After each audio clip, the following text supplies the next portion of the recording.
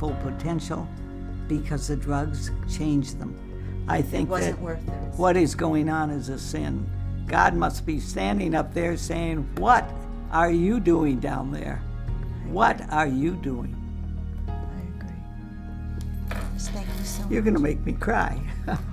Thank you very much. You have some tea inside here and coffee.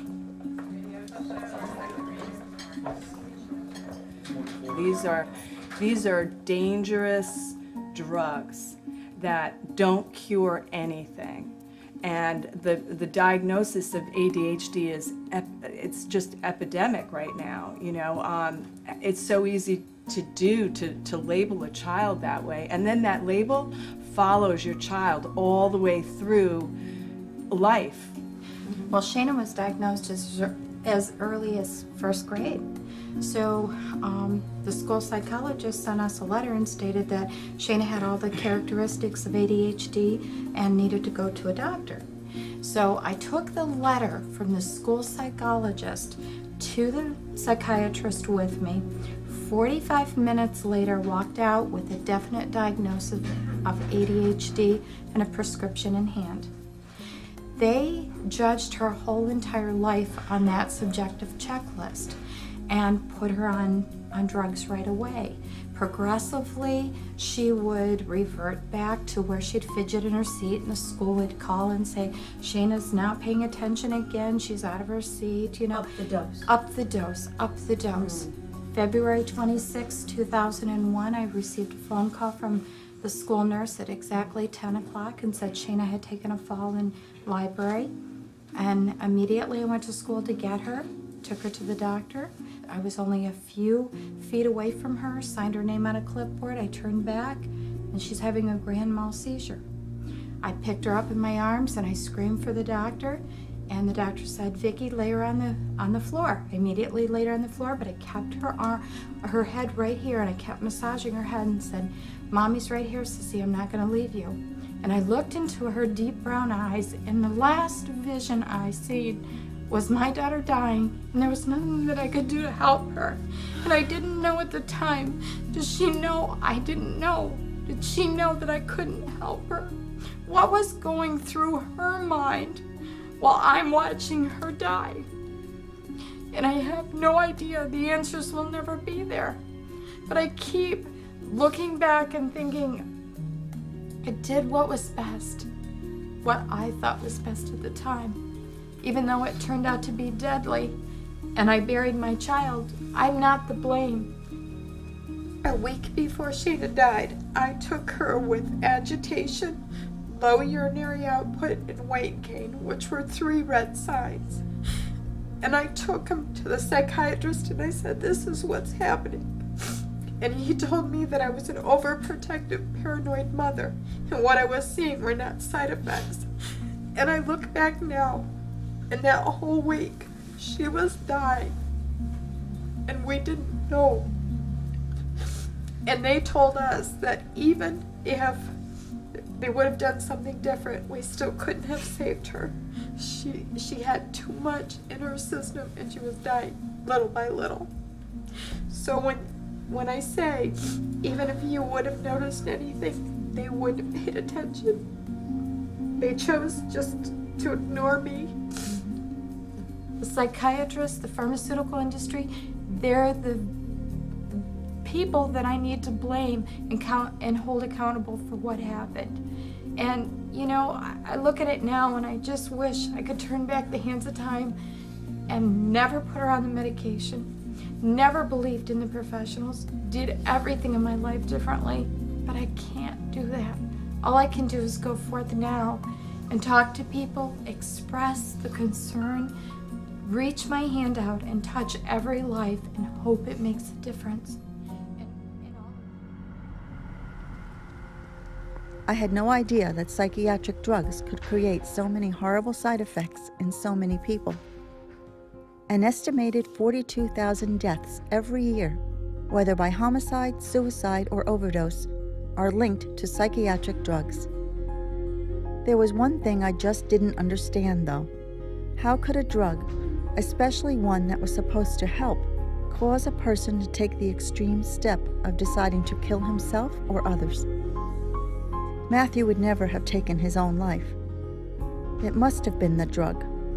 But how?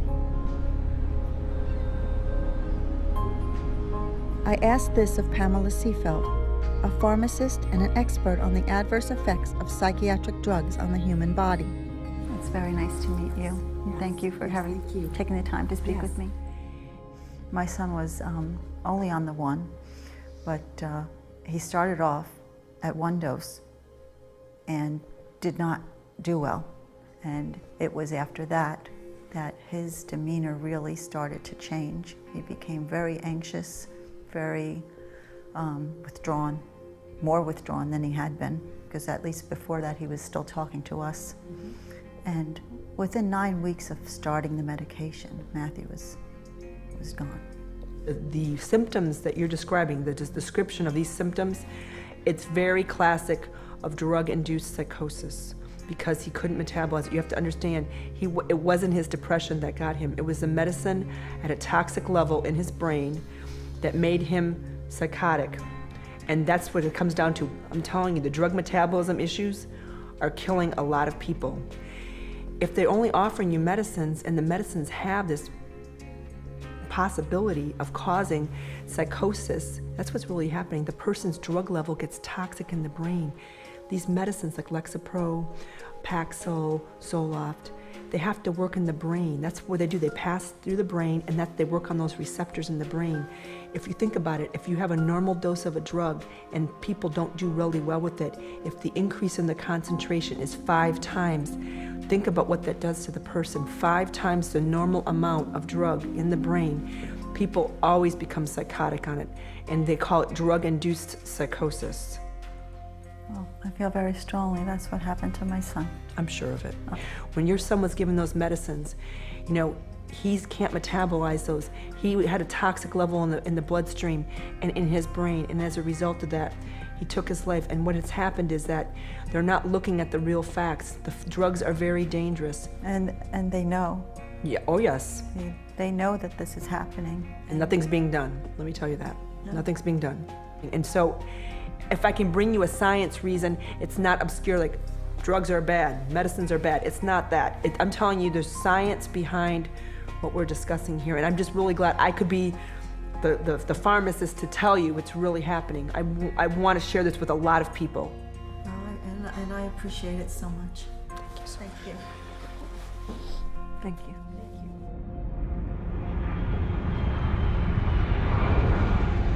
It doesn't take much looking to find some pretty horrible examples of children who became extremely violent after being put on psychiatric drugs. Kip Kinkle, for example, shot his parents, then went to his high school and killed 2 and wounded 23 more while withdrawing from Prozac. Christopher Pittman was taking Zoloft when he shot both his grandparents and burned down their house. And Eric Harris, who killed 13 people at Columbine, then committed suicide, was on Luvox. 9 of the last 13 school shooters were either on or withdrawing from psychiatric drugs, and the medical records of the others are sealed, so we may never find out the truth. But instead of warning us, psychiatrists and drug companies are playing down the most serious side effects and ignoring the rest.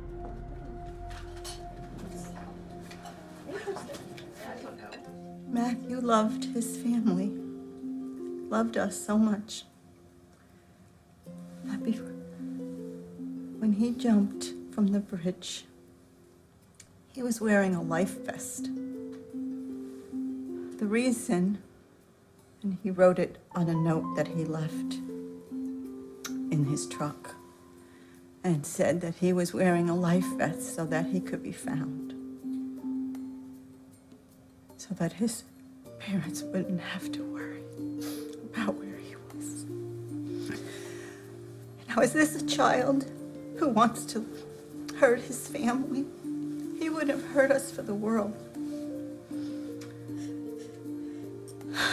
Sorry, Annie. But this is what happens.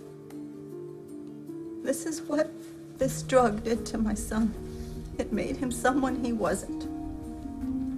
Matthew, she knows also, because she had a sweet little girl who was only 12 years old. You know,